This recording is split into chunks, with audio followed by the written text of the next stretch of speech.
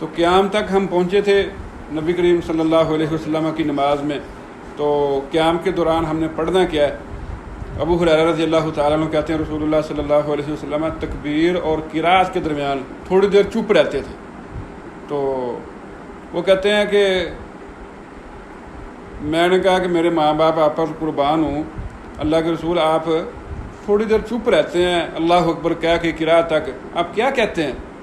تو وہ کہتے ہیں کہ پھر مجھے آپ نے جواب دیا کہ میں یہ کہتا ہوں اللہم باعد بینی و بین خطایای کما باعدت بین المشرق والمغرب اللہم نقینی من الخطایا کما ینقی الثوب الابیض من الدنس اللہم اغسل خطایای بالماء والثلج والبرد. یہ دعا میں کہتا ہوں.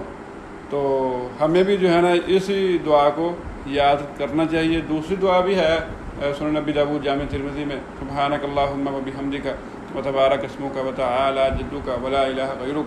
لیکن یہ حدیث ایک تو صحیح بخاری میں موجود ہے، لیکن یہ اور دوسرا یہ کہ آپ کی نماز کا آغاز ہی دعا کے ساتھ ہو رہا ہے.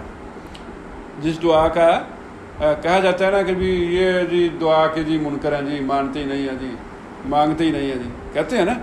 تو اب یہ آپ دیکھیں کہ یہ دعا ہم کیا کہہ رہے ہیں کہ پڑھنی زیادہ بہتر ہے. تو نماز کا آغاز کس سے ہو رہا ہے؟ یا اللہ میرے اور میرے گناہوں کے درمیان اتنی دوری ڈال دے جتنی تو نے مشرق اور مغرب کے درمیان ڈالی ہے. یا اللہ تو مجھے گناہوں سے صاف کر دے جیسے سفید کپڑے کو میل کچیل سے صاف کیا جاتا ہے. یا اللہ تو میرے گناہوں کو پانی کے ساتھ، برف کے ساتھ، اولوں کے ساتھ دھو دے. ٹھیک ہے. آپ میں سے کوئی بندہ بھی جب اپنے گناہوں کی معافی مانگتا ہے کیا اس طرح اتنی جامع گناہوں کی معافی مانگتا ہے؟ کیا خیال ہے؟ نبی کریم صلی اللہ علیہ وسلم کے یہ بتائے ہوئے سکھائے ہوئے الفاظ ہیں اور نماز کا آغاز اس دعا کے ساتھ ہو رہا ہے. اب یہی ہے نا وہ نماز جنازہ میں جو ہے نا وہ پڑھتے نہیں دعا، نماز جنازہ میں دعا پڑھنی نہیں. جو اللہ کے نبی نے تیسری تکبیر کے بعد کتنی ساری دعائیں بتائی ہیں، نہ یاد کرنی ہے نہ پڑھنی ہے، اور نماز کے بعد کھڑے ہو جانا ہاتھ اٹھا کے چار پائی کے ارد گرد. تو اسی طرح یہ کہنا کہ نماز کے بعد ہاتھ اٹھا کے مانگتے نہیں ہیں، وہ ساری نماز آپ چیک تو کریں کتنی اس میں دعائیں ہیں. تو نماز کا آغاز ہی کس سے ہو رہا ہے؟ دعا سے. اور نماز کا اختتام بھی کس سے ہونا ہے؟ دعاؤں سے. ٹھیک ہے. دعا سے نہیں، دعاؤں سے.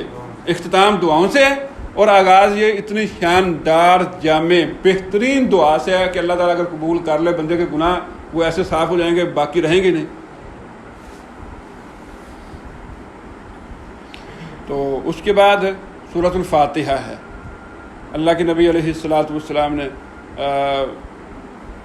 سورۃ الفاتحہ کے بارے میں فرمایا لا صلاۃ لمن لم یقرأ بفاتحۃ الکتاب. اس بندے کی نماز ہی نہیں ہے جس نے سورۃ فاتحہ نہیں پڑھی. اچھا، پھر ابو ہریرہ رضی اللہ تعالیٰ عنہ کہتے ہیں نبی کریم صلی اللہ علیہ وسلم نے فرمایا جس نے نماز پڑھی اس میں ام القرآن کو سورۃ الفاتحہ کو نہ پڑھا تو اس کی نماز ناقص ہے، مکمل نہیں ہے. تو ابو ہریرہ رضی اللہ تعالیٰ عنہ سے کہا گیا جو ہمارے ذہن میں بھی سوال آتا ہے، ان سے بھی کسی نے سوال کر لیا کہ ہم تو کبھی امام کے پیچھے ہوتے ہیں. تو انہوں نے کہا اقرأ بہا فی نفسک، اس کو اپنے دل میں پڑھ لیا کر. یہ صحیح مسلم کے اندر ہے. ٹھیک ہے جی. انہوں نے کیا جواب دیا؟ یہ نہیں کہا جو عام طور پر کہا جاتا ہے اور جی ہم تو قرآن پڑھ رہے ہوتے ہیں تو قرآن کو خاموشی کے ساتھ سننا کیا ہے؟ ضروری ہے. ہم انکار تو نہیں کرتے کہ خاموشی کے ساتھ قرآن کو سننا ضروری نہیں. اللہ نے خود قرآن میں کہا وَإِذَا قُرِئَ الْقُرْآنُ فَاسْتَمِعُوا لَهُ وَأَنصِتُوا. لیکن اس چیز کو استثناء دے دیا اللہ کے نبی نے، اس چیز کو استثناء دے دیا اللہ کے نبی نے کہ سورۃ فاتحہ لازمی پڑھنی ہے. سورۃ فاتحہ تو ابو ہریرہ رضی اللہ تعالیٰ نے اس کا طریقہ بتا دیا اقرأ بہا فی نفسک، اس کو اپنے دل میں پڑھ لے. اچھا، اب بندہ جو ہے نا سورۃ فاتحہ کو چاہے تو یہ امام کے جو وقفے ہیں ان میں پڑھ لے. ٹھیک ہے.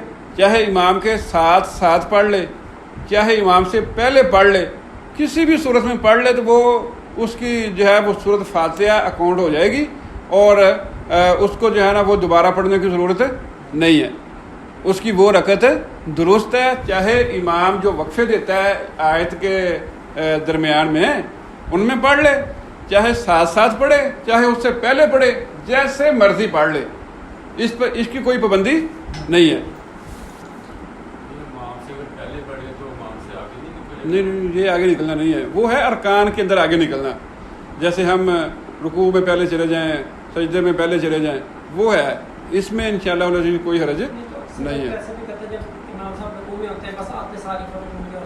یہ تو پھر اس نے سورہ فاتحہ نہیں نا پڑھی، اس کی وہ رکعت نہیں ہوئی۔ ہاں جی یہ نہیں ہے بات، غلط ہے۔ وہ رکعت شامل، وہ جس میں وہ رکوع کے اندر شامل ہوا ہے، سورہ فاتحہ نہیں پڑھی تو اس کو وہ رکعت دوبارہ پڑھنی پڑے گی۔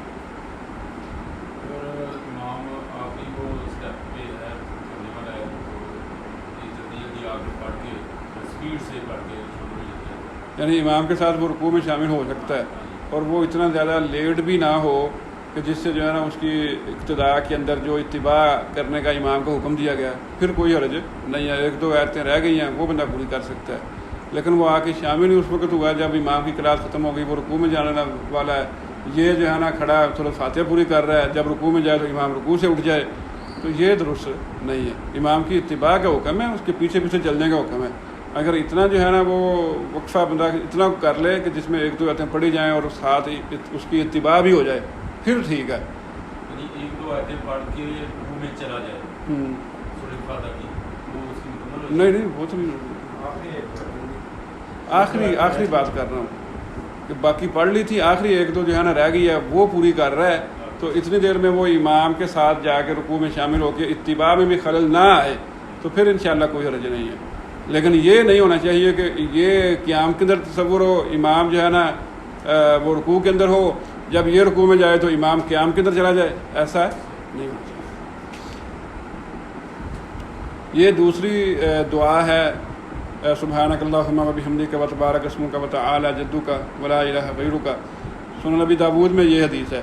اور اس کے بعد اللہ کے نبی لا الہ الا اللہ 3 بار کہا کرتے تھے، اللہ اکبر کبیرہ ثلاثہ یہ 3 بار کہا کرتے تھے، اعوذ باللہ السمیع العلیم من الشیطان الرجیم من حمزہ ونفخہ ونفثہ، یہ آپ کہا کرتے تھے۔ تو اس کے بعد پھر آپ وہ قرات کرتے تھے۔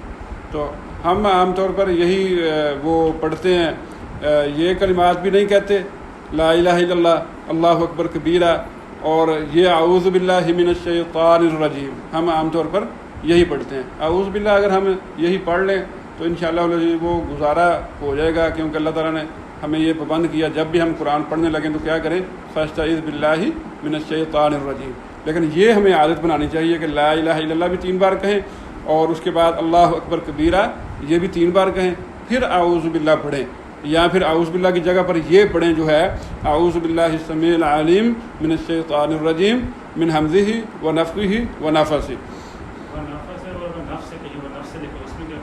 کس میں